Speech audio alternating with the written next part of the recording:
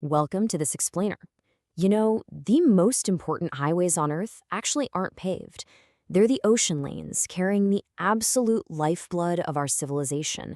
Today, we're looking directly at the world's biggest weak spot. Because the frankly terrifying truth is that modern civilization doesn't just sit on land, it floats on water. This quote right here perfectly captures the core thesis of our entire global system. We completely depend on ships that most of us never even see, moving at a scale that's honestly unimaginable. Seriously, some modern cargo ships are so massive they could comfortably hold the Eiffel Tower laid on its side. But what if these invisible ceilings fail? What if they turn out to be the single biggest vulnerability in our global machinery? We aren't just talking about a minor shipping delay here. If these routes fail, the entire global system trembles. Economies shake, food prices absolutely spike, and countries suddenly realize everything they thought was rock solid was actually just balancing on a few narrow, watery lines across the sea. Section 1. Civilization's Hidden Watery Skeleton. Okay, let's dive into this and see how cascading failure actually gets started. Because, spoiler alert, it doesn't start with a bang. At first, the crisis begins quietly. A blocked canal over here, a pirate attack over there. Maybe a cyber attack takes a port offline for a day, or a drought lowers the water levels in a critical passage, or even a labor strike hits a major hub. At first, the world kind of just shrugs. A few delayed ships, a few rerouted cargoes. We think, hey, stuff happens, right? But then it keeps happening. More delays, more congestion. Because here's the secret. Global trade is nowhere near as flexible as it looks. Some of these vital canals are barely wider than the ships themselves. They operate on a razor-thin margins of error. It's a chain of dependence. You break one link, and that pressure instantly shifts everywhere else. Let's move to and see how this builds. Step 1. A bad storm delays a ship on the open ocean. Step 2. Because it's late, it misses its incredibly tight unloading schedule at the destination port, causing a massive traffic jam. Step 3. That creates a huge downstream shortage for whatever components were packed in those containers. And finally, Step 4. Consumer prices rise. A buyer in a retail store ends up paying more, having absolutely no idea that the original cause was a storm halfway across the world like 3 months ago. Section 2. The economic ripple effect. When this chain of dependence gets severely strained, certain macro systems break first. Now, what's really interesting about this slide is the sheer volume of absolute daily necessities that rely entirely on fragile maritime corridors. Our modern food systems are totally global, which means they're incredibly vulnerable. Wheat, rice, cooking oil, fertilizer. If routes become unstable, food importing countries feel it immediately. Supermarket prices jump. And history pretty clearly shows us that food insecurity turns a logistics problem into a massive political problem practically overnight. And check out the right column. Energy. Oil, gas, coal. Energy is literally the bloodstream of modern industry. If tanker routes become too risky, fuel prices climb. Electricity markets get super jumpy, and suddenly everything from your home heating system to factory power grids feels the strain. And the truly scary part? It takes exactly just one single significant maritime disruption to ripple through gasoline prices, airline costs, shipping fees, and industrial output. If these disruptions become frequent, the entire global energy balance just becomes fundamentally unstable. Which brings us to how we actually manufacture things. Look at these two totally different philosophies. For decades, we've built our global economy on just-in-time logistics. It's all about extreme efficiency. Components arrive exactly when they're needed on the assembly line, meaning nobody has to pay for giant expensive warehouses. But it is highly fragile. One delayed shipment can literally idle thousands of factory workers.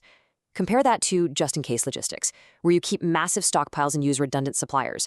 Sure, it costs a lot more, but it offers far greater resilience.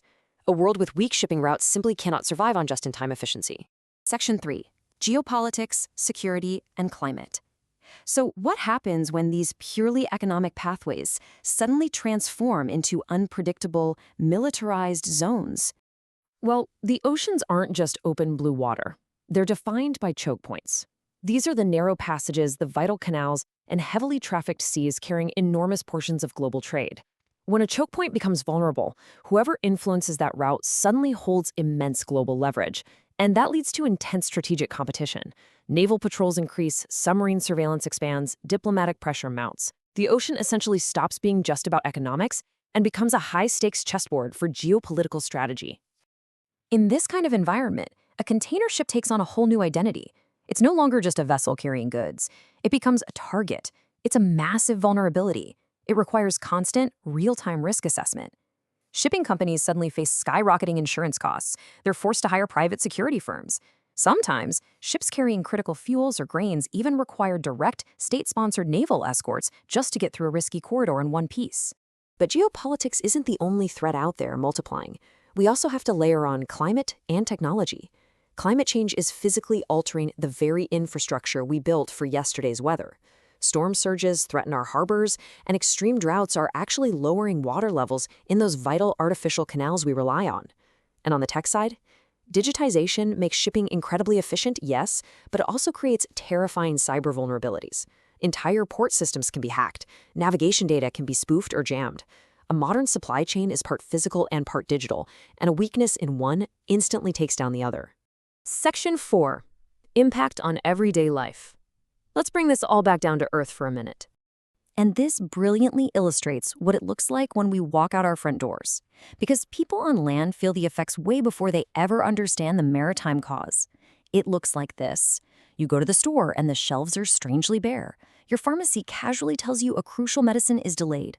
You try to get your car fixed and the part is inexplicably expensive and 3 weeks out. Construction projects in your neighborhood just stall. Your heating bills suddenly go through the roof. The average person might just say, well, everything feels more expensive and way less predictable. So the crucial point is this. That feeling of unpredictability is incredibly dangerous. When people lose trust that goods will arrive on time, they don't just get annoyed at a shipping company, they lose trust in the system itself. This kind of deep, chronic instability changes consumer behavior. It shifts the public mood, and very quickly, it changes politics. It reveals exactly how interdependent we really are.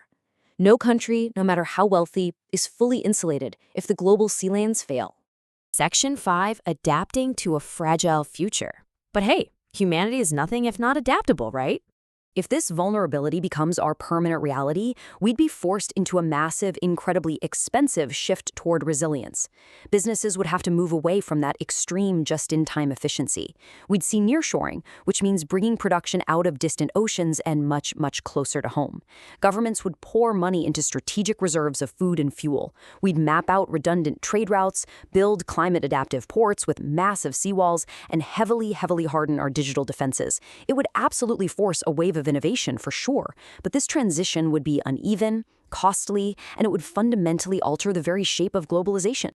Ultimately, we'd have to abandon the illusion that the ocean is just this stable, guaranteed machine. The era of assuming that every single product you could ever possibly want will always arrive cheaply and exactly on time, that would simply come to an end. We'd be forced to remember just how dependent our solid land-based lives actually are on those quiet, invisible corridors of movement across the water. Which leaves us with this final thought to ponder. If these shipping routes, the very skeleton of the global economy, became too fragile to trust, what happens next? Will the world pull back and become more local? Will it invest heavily and become more secure? Or will it simply become a lot more chaotic before it ever figures out how to adapt? Keep asking the big questions about the invisible machinery running our world.